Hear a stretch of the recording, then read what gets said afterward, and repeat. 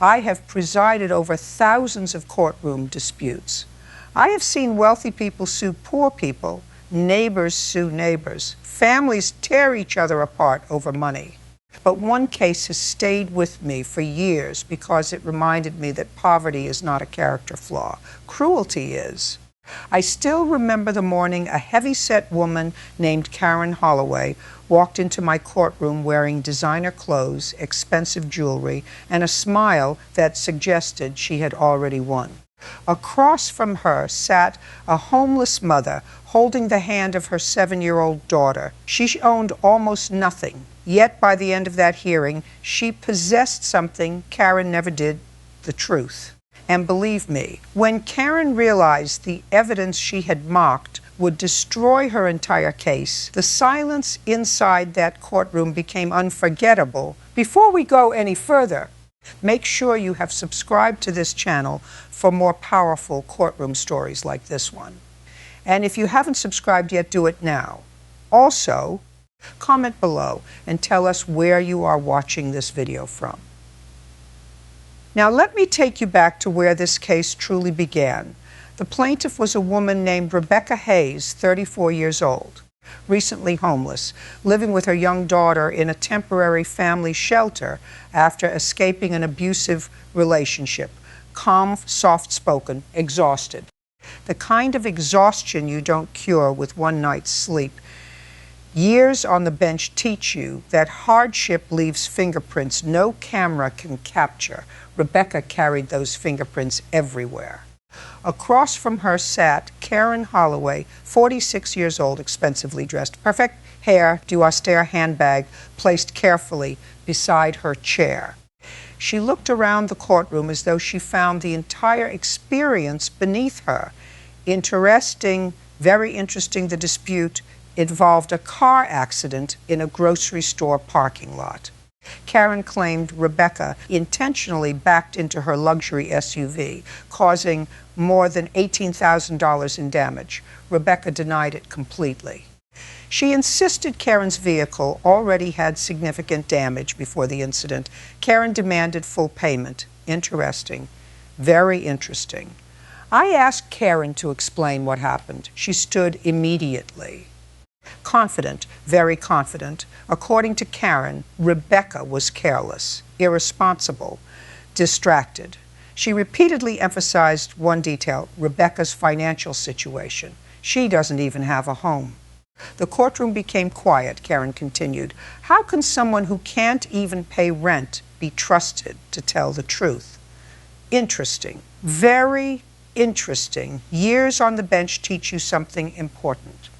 The moment someone attacks a person's circumstances instead of the facts, they're usually avoiding the facts. That observation stayed with me a lot. I looked directly at Karen. Ems Holloway. Holloway, yes? This courtroom evaluates evidence, not wealth, not clothing, not housing status. Evidence. Karen forced a smile, but I noticed something. It wasn't confidence anymore. It was irritation. Interesting, very interesting. Then I turned toward Rebecca. She spoke quietly, never interrupting, never raising her voice. She explained that after leaving an abusive marriage, she and her daughter had been living in a family shelter for nearly 4 months. She worked 2 part-time jobs, saved every dollar she could, and hoped to rent an apartment before the end of the year. The courtroom remained completely silent. Then Karen laughed, actually laughed. That caught my attention immediately. Years on the bench teach you to pay attention when someone laughs at another person's hardship. It often reveals far more than testimony ever could. Karen looked directly at Rebecca and said, "Maybe if you spent less time making excuses and more time finding a real job, you wouldn't be homeless." The room froze. Davalisal silence. Rebecca lowered her head. Her daughter squeezed her hand tighter. And honestly, that moment bothered me, not because it affected the legal issues, because it revealed character. Character matters, not when determining wealth, but when assessing credibility. Interesting, very interesting. I asked Karen to remain focused on the accident. She reluctantly agreed. Then she presented photographs of her SUV large scratches, cracked bumper paint damage. Everything appeared serious, very serious. At first glance, then Rebecca quietly reached into a worn backpack, not a briefcase, not an expensive leather folder. An old backpack with a broken zipper. She carefully removed a small envelope. Interesting, very interesting. Karen immediately smirked. Oh, this should be good. The spectators exchanged uncomfortable looks. Years on the bench teach you something important. Never underestimate evidence simply because of the envelope it arrives in. Truth does not care how expensive the packaging is. I accepted the envelope. Inside were several printed photographs. Sybil, ordinary, nothing flashy. I reviewed the first one, then the second, then the third. And suddenly, something about Karen's entire story stopped making sense. Very little made sense. Interesting, very interesting. I looked toward Karen. She noticed my expression immediately. For the first time that morning, her smile disappeared because one of the photographs inside Rebecca's old envelope appeared to show Karen's luxury SUV several weeks before the alleged accident, and the damage looked almost identical. The moment I compared Rebecca Hayes' photographs with Karen Holloway's damage claims, I stopped listening to the arguments, not because the arguments were unimportant, because the photographs were very important. Years on the bench teach you that cameras rarely have emotions.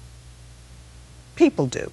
That is why I often trust photographs more than confident speeches.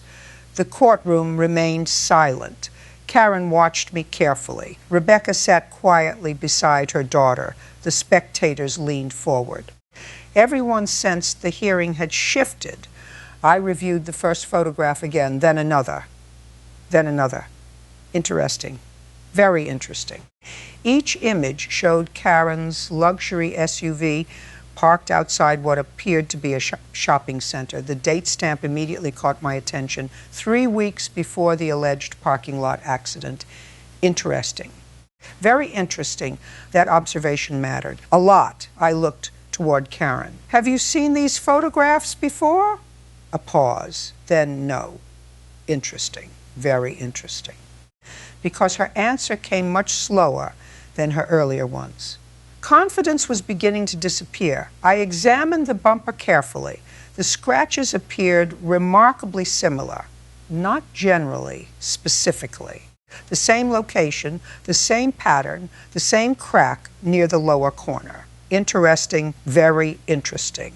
Now, I wanted to know where the photographs came from. I turned toward Rebecca. How did you obtain these? Rebecca hesitated.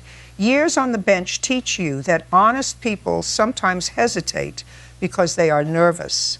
Dishonest people often hesitate because they are calculating. Rebecca looked nervous, not calculating. That distinction mattered. She explained quietly. 3 weeks before the alleged accident, she worked temporary evening shifts delivering groceries. Interesting. Very interesting.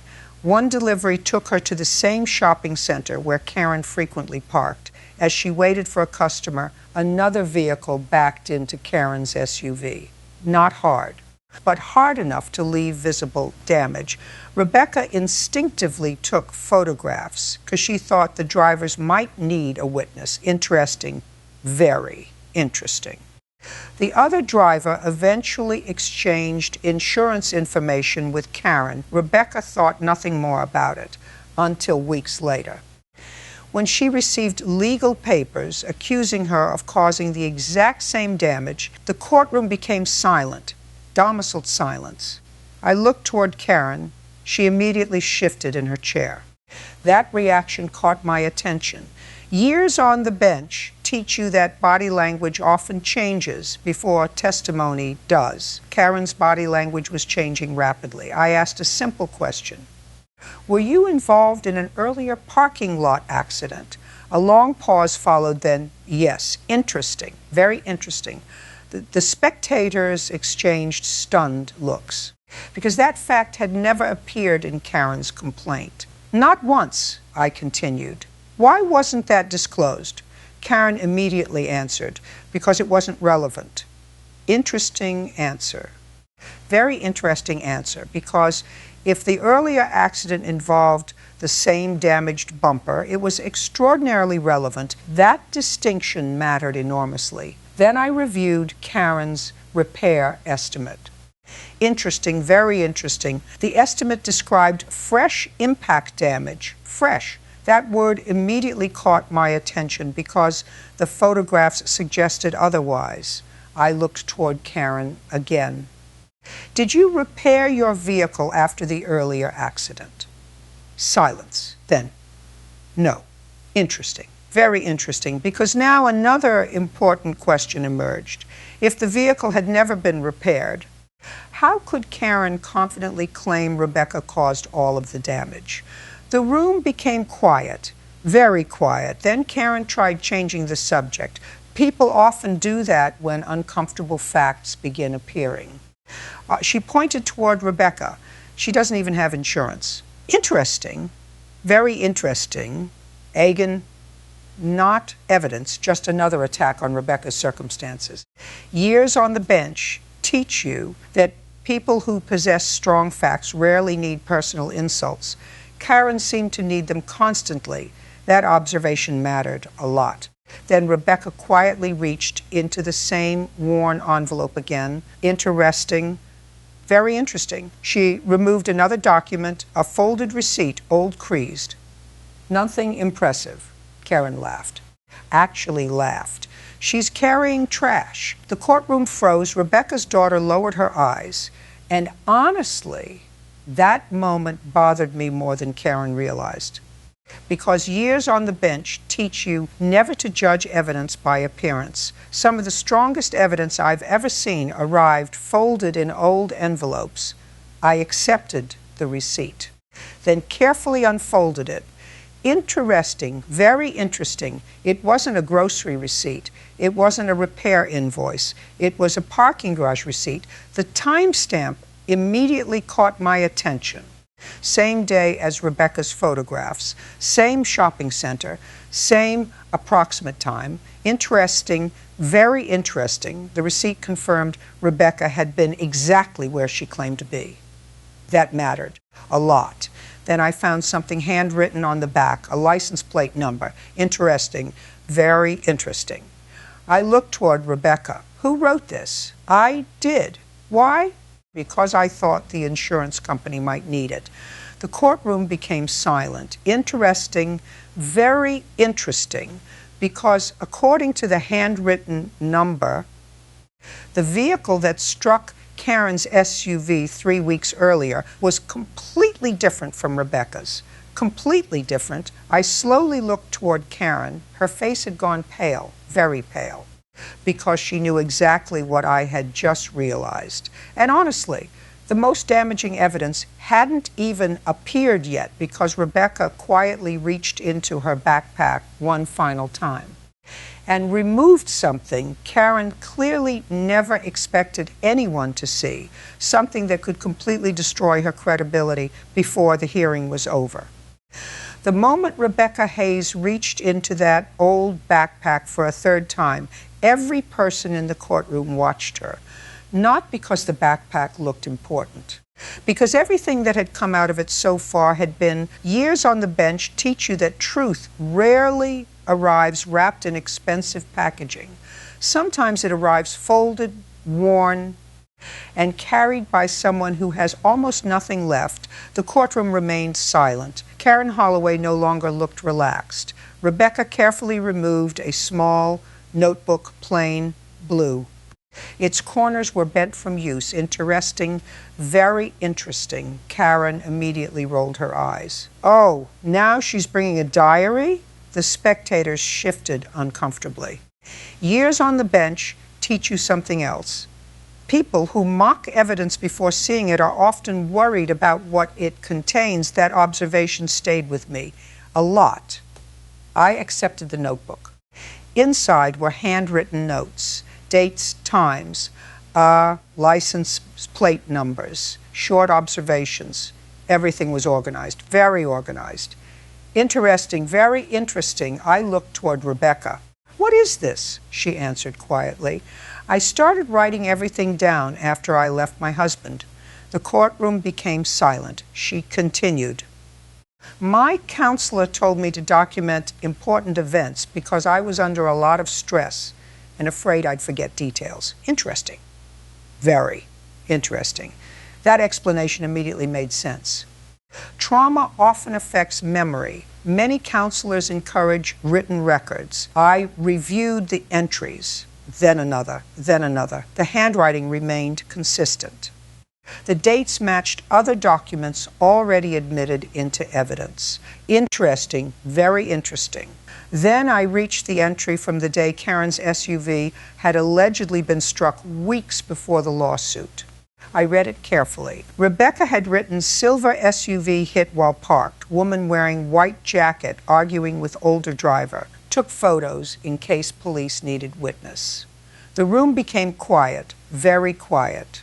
Because that entry existed weeks before Karen ever accused Rebecca, that mattered a lot. Years on the bench teach you that documents created before a dispute usually carry significant weight. People cannot easily fabricate records they never expected to use. Then I noticed another detail. Interesting, very interesting. Rebecca had written the partial license plate of the other vehicle.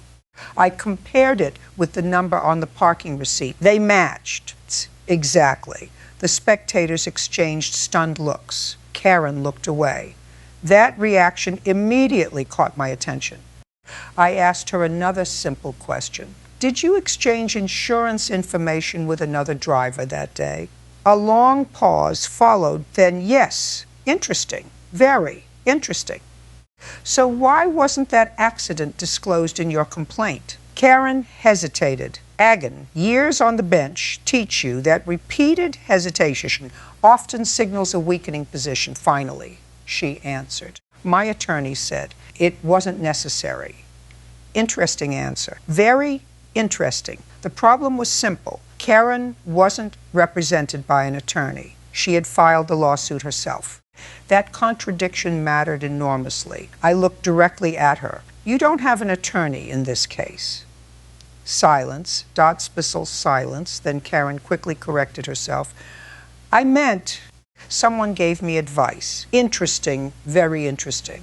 Because now her explanation had already changed. The spectators noticed it too. Then Brandon, no. I corrected myself mentally.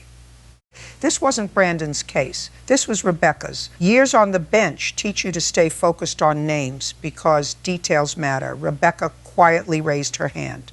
"There is something else." Interesting. Very interesting. I nodded. She removed one final photograph from the notebook. Unlike the others, this one showed Karen standing beside her SUV immediately after the earlier collision. Interesting. Very interesting. Karen wasn't alone.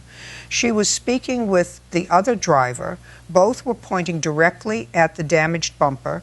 The timestamp matched everything else. The room became silent. I looked carefully at Karen's face in the photograph, then back toward the woman sitting in front of me. No mistake, same person, same vehicle, same damage. Then I noticed something extraordinary. Karen was holding paperwork, insurance paperwork. Interesting, very interesting. I looked toward her. "Did you file an insurance claim after this earlier accident?" Karen froze completely. Not nervous, frozen. That reaction told me everything. Years on the bench teach you that sometimes the most revealing answer is no answer at all. I asked again. "Did you?" A pause, then another. Finally, yes. The courtroom erupted into whispers. The court officer immediately called for order because now another question became unavoidable. If Karen had already filed an insurance claim for the same damaged bumper, why was she asking Rebecca to pay for it again? Interesting, very interesting. I requested the insurance file. Karen immediately objected. This has nothing to do with today's case. Interesting, very interesting. It had everything to do with today's case. And judging by the expression on Karen's face, she already knew what that insurance file would reveal, because if my instincts were correct, the claim she filed after the first accident described damage almost identical to the damage she was now blaming on Rebecca. And if that proved true, her entire lawsuit was about to collapse. The moment Karen Holloway objected to the insurance records, I became even more interested in them. Years on the bench teach you that people rarely fight to keep harmless documents out of evidence. They fight over documents that tell uncomfortable stories. The courtroom remained silent. Rebecca Hayes sat quietly beside her daughter. Karen stared straight ahead. The spectators leaned forward. Everyone could sense that something important was about to happen. I requested the insurance claim file that had already been referenced in the earlier accident report. Karen immediately shook her head. That file is private. Interesting, very interesting. Privacy is an important legal principle, but once a person places the condition of property directly at issue in a lawsuit, certain records become highly relevant. That distinction mattered a lot. Within minutes, certified copies that had already been subpoenaed for the hearing were placed before me. I opened the file. Then the second page, then the third. And honestly, the more I read, the quieter the courtroom became, because the claim had been filed exactly 19 days before Rebecca allegedly struck the SUV. Interesting, very interesting. The timing alone caught my attention. Then I reached the adjuster's report. I read it once, then again, then a third time, because the wording mattered enormously. The report described scratched rear bumper, cracked lower bumper cover paint transfer, damage to the right rear corner. Interesting, very interesting. I slowly picked up Karen's lawsuit, then compared it to the insurance report. The descriptions were nearly identical, not generally, specifically, almost word for word. The room became silent. Davelet, silence. I looked toward Karen. Did you tell your insurance company that this damage already existed? She hesitated. Years on the bench teach you that hesitation often appears when every possible answer creates a problem. Finally, she spoke. I told them about the first accident. Interesting, very interesting. But today you're asking this court to order Rebecca Hayes to pay for damage you already reported after that accident. Karen immediately leaned forward. She made it worse. Interesting answer. Very interesting, because now we had something measurable. If Rebecca truly made the damage worse, there should be evidence, repair inspections, updated photographs, supplemental reports, something. I looked through the insurance file. Nothing. No supplemental inspection, no revised estimate, no engineer's report, nothing. That observation mattered a lot. Then I found something attached to the adjuster's photographs, a measurement diagram. Interesting, very interesting. Insurance adjusters often document exact damage locations. This diagram did exactly that. I carefully compared it to Karen's photographs submitted in court. Then I stopped, not because I was confused, because I wasn't. The crack measurements matched exactly, down to the nearest fraction of an inch. The courtroom remained perfectly still. Rebecca looked toward me but said nothing. Karen avoided eye contact completely. Years on the bench teach you that physical evidence is wonderfully indifferent. It doesn't exaggerate. It doesn't become emotional. It simply exists. Then I noticed another document inside the insurance file, a settlement letter. Interesting, very interesting. Karen had already received payment, not a repair payment held in reserve. An actual insurance settlement. The room became silent. I looked toward Karen. Did your insurance company compensate you for this damage? A long pause followed. Then, yes, interesting. Very interesting. The spectators exchanged stunned looks because suddenly the lawsuit looked very different. Rebecca wasn't simply being asked to pay for repairs. She was being asked to pay for damage Karen had already been compensated for. That distinction mattered enormously. Then Rebecca quietly raised her hand. "I have one more thing, Your Honor." Interesting.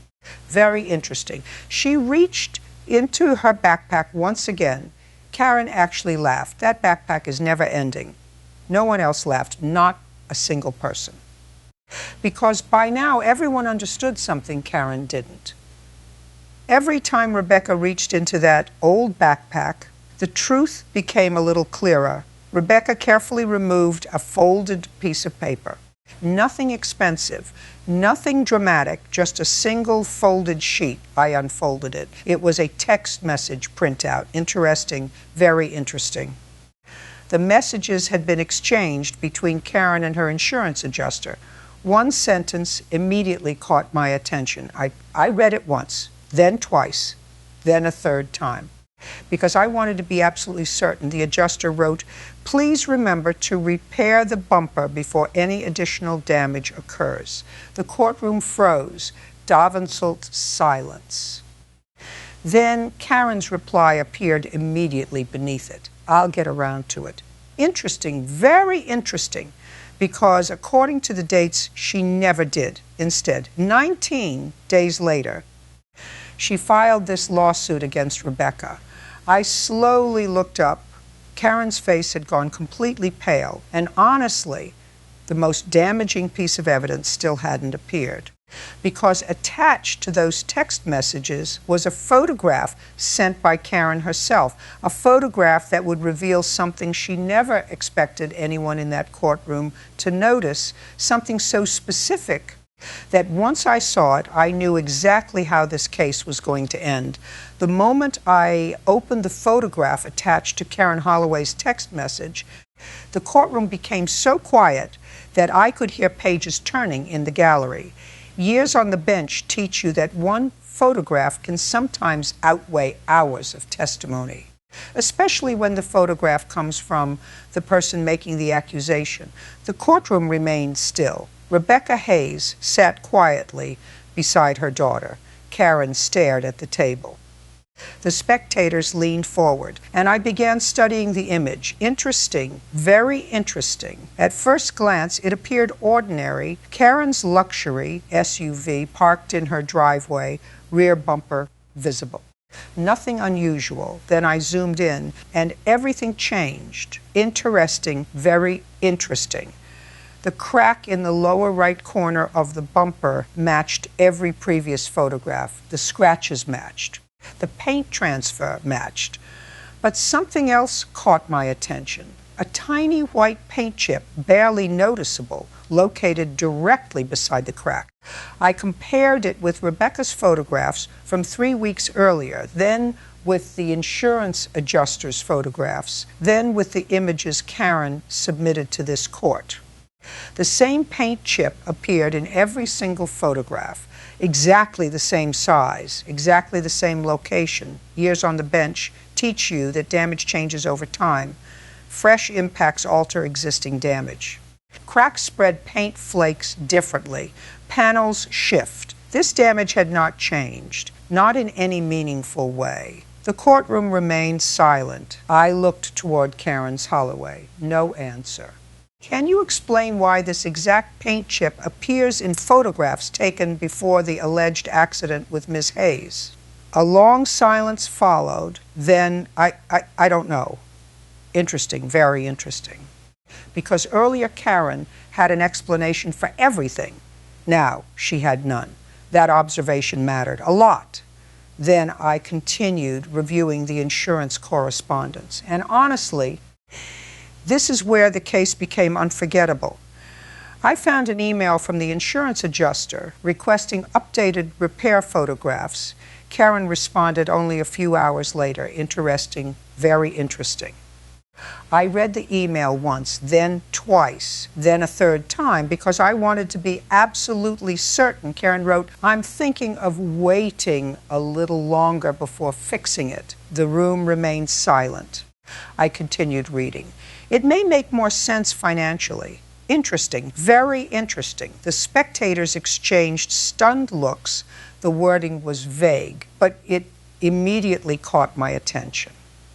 Because people rarely discuss accident damage in terms of what makes more sense financially. That choice of words mattered a lot. Then Rebecca quietly spoke for the first time in several minutes. "Your Honor, may I explain something?"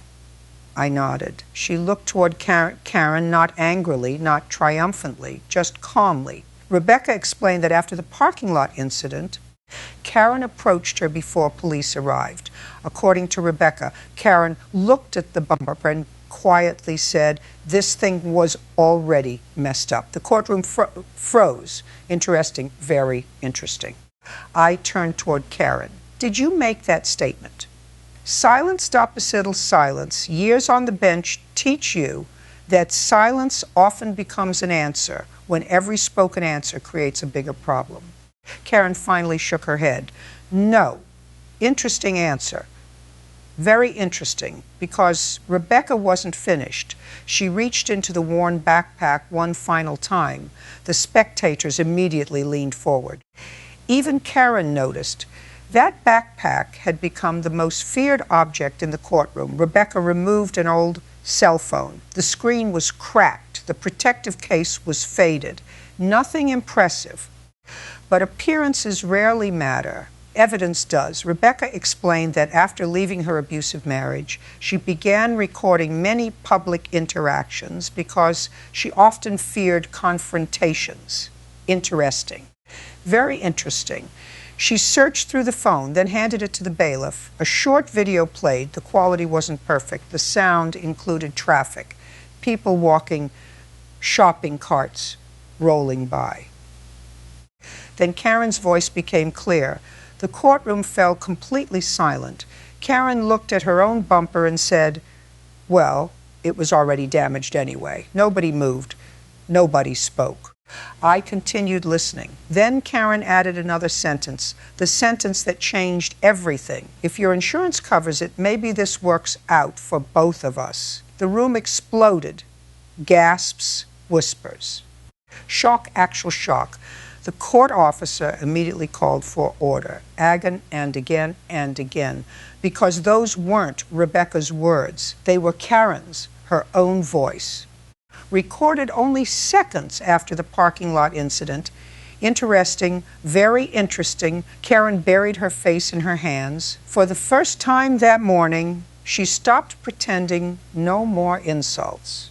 No more confidence, no more comments about Rebecca being homeless, nothing, just silence. Then I noticed one final document inside the insurance file. A document Karen clearly didn't know had been included. I reviewed the first page, then the second, then the third. And suddenly I realized that losing this lawsuit was about to become the least of Karen's concerns. Because according to the insurance company's internal notes, its fraud investigations unit had already begun reviewing her earlier claim before she ever filed this lawsuit, and they had been waiting for the outcome of today's hearing. I have watched people lose lawsuits. I have watched people lose businesses. I have watched people lose homes. But some losses begin long before the judge announces a decision. They begin the moment the truth becomes impossible to escape. That was exactly what happened to Karen Holloway. The courtroom remained silent. Rebecca Hayes sat quietly beside her daughter. Karen stared at the table. The spectators barely moved. And I was reading the final document inside the insurance file. Interesting, very interesting. The report came from the insurance company's special investigations unit, not a claims adjuster, not a customer service representative, a fraud investigator. That distinction mattered a great deal. Years on the bench teach you that insurance companies do not involve fraud investigators without a reason. Usually a very good reason. I reviewed the report carefully, then again, then a third time. Because every word mattered, the investigator summarized the earlier accident, the photographs, the repair estimates, the settlement payment. Everything matched the evidence already presented in my courtroom. Then I reached the final page. And honestly, that was the moment the entire story became clear. According to the report, Karen had already received compensation for the rear bumper damage after the first parking lot collision. She had signed documents acknowledging the condition of the vehicle. She had accepted payment, and she confirmed she intended to repair it. Interesting, very interesting, the repairs never happened. Instead, 19 days later, she blamed Rebecca Hayes for substantially the same damage. The courtroom remained perfectly still. I looked toward Karen, Ems Holloway. No answer. Did you understand when you accepted the insurance payment that it covered the damage shown in these photographs? A long silence followed. Then she quietly answered, yes. Interesting. Very interesting. Not because the answer surprised me, because it confirmed everything. Years on the bench teach you that facts eventually corner even the most confident witness. Karen had nowhere left to go. Then I looked toward Rebecca. The homeless mother, Karen, had mocked only hours earlier. She still hadn't smiled. She hadn't celebrated. She hadn't interrupted. She simply sat beside her daughter, holding her hand. That observation stayed with me because character often reveals itself under pressure. Rebecca had been insulted, humiliated, mocked for living in a shelter, yet she never responded with cruelty. Karen had everything money could buy. Rebecca had almost nothing, and yet only one of them conducted herself with dignity. That distinction mattered a lot. I reviewed the evidence one final time. The earlier accident photographs, the parking receipt, the handwritten notes, the insurance settlement, the text messages, the recorded conversation, everything pointed in exactly the same direction. Not misunderstanding, not confusion. A deliberate attempt to make Rebecca pay for damage that already existed. The evidence was overwhelming. I entered judgment in favor of Rebecca Hayes. Karen's claim was dismissed in its entirety. Rebecca owed nothing, nothing at all. Then I addressed Karen directly. Ems Holloway, this court cannot reward a claim that is directly contradicted by your own documents, your own insurance records, and your own recorded statements. She lowered her head. For the first time all day, she had nothing to say. Years on the bench teach you that silence often arrives when excuses finally run out. Then I added something I rarely say.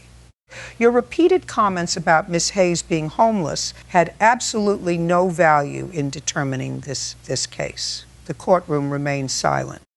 A person's financial circumstances do not determine whether they are honest. They do not determine whether they deserve fairness, and they certainly do not determine whether they deserve respect. I noticed Rebecca's daughter looking up at her mother. She smiled for the first time that morning. A small smile, but a genuine one. Honestly, that smile stayed with me longer than the verdict. Then I turned back to Karen. The evidence presented today may also be relevant to other proceedings outside this courtroom. What happens there is not for me to decide.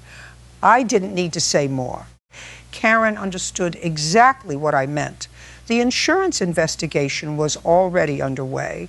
That matter would take its own course.